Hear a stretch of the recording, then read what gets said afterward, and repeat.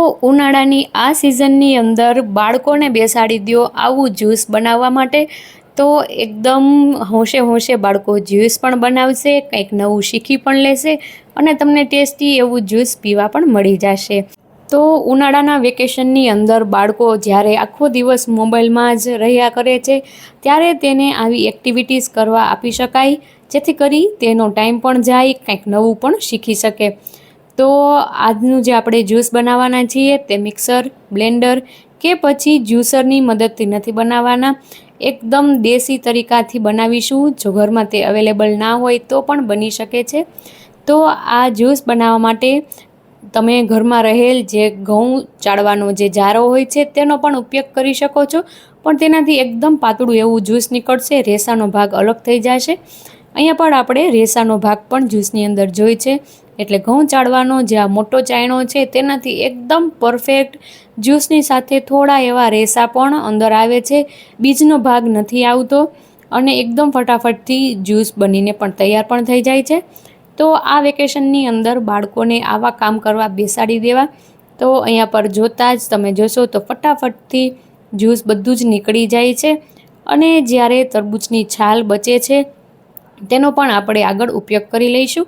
અહીંયા પર બીજ અલગ થઈ ગયા છે અને સરસ એવું ટેસ્ટી જ્યુસ પણ નીકળી ગયું છે।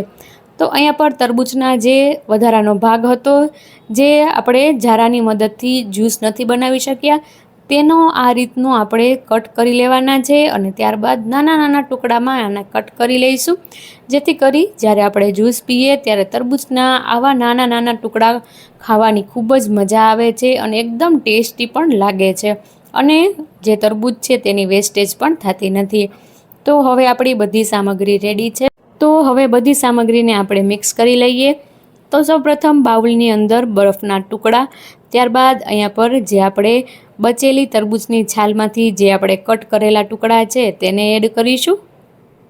હવે આ જ્યુસને એકદમ ટેસ્ટી બનાવવા માટે અહીંયા પર મેં તકમરિયાને થોડી વાર માટે પલાળીને રાખેલા છે। તો અગાઉથી જ્યારે જ્યુસ બનાવવા બેસો તેને 5 મિનિટ પહેલાં તકમરિયાને પાણીની અંદર પલાળી દેવાના, તે સરસ રીતે ફૂલી જશે। હવે તરબૂચના ટેસ્ટને બેલેન્સ કરવા માટે અહીંયા પર મેં રોઝ સિરપનો ઉપયોગ કર્યો છે। જો તમારી પાસે ના હોય તો સ્કીપ પણ કરી શકાય છે અને હોય તો ઉમેરજો, એકદમ સરસ એવો ટેસ્ટ આવશે। અને હવે એકદમ ચટપટો ટેસ્ટ આપવા માટે અહીંયા પર મેં 5 થી 6 જેટલા ફુદીનાના પાન લીધા છે, તેને નાના નાના ટુકડામાં કટ કરી એડ કરેલા છે। તો ફુદીનો એડ કરવાથી એકદમ રિફ્રેશિંગ અને ટેસ્ટી ફ્લેવર આવશે। હવે જે તરબૂચનું જ્યુસ હતું તેને એડ કરી લઈએ, તેની સાથે થોડું એવું સંચળ અને ચાટ મસાલો તો તમારા ટેસ્ટના એકોર્ડિંગ એડ કરી દેવાનું અને એકદમ ટેસ્ટી જ્યુસી આપણું રિફ્રેશિંગ તરબૂચનું જ્યુસ બનીને રેડી છે।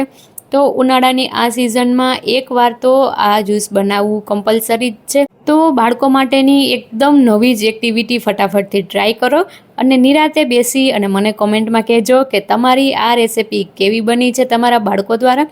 તો જો આ આઈડિયા અને રેસિપી ગમી હોય તો એક લાઈક જરૂરથી કરી દેજો અને ચેનલને સબસ્ક્રાઈબ ના કરી હોય તો જરૂરથી સબસ્ક્રાઈબ કરી દેજો અને તમે આ વિડીયો કયા સિટીમાંથી જોવો છો તે પણ મને કહેજો, જેથી કરી હું તમને થેન્ક યુ કહી શકું। તો એકદમ રિફ્રેશિંગ એવું તરબૂચનું જ્યુસ અહીંયા પર મેં સર્વ કરી લીધું છે। તો ઉનાળામાં પીવાની મજા પડી જાય અને એકદમ રિફ્રેશિંગ ફીલ થાય એવું આ જ્યુસ જરૂરથી ટ્રાય કરજો।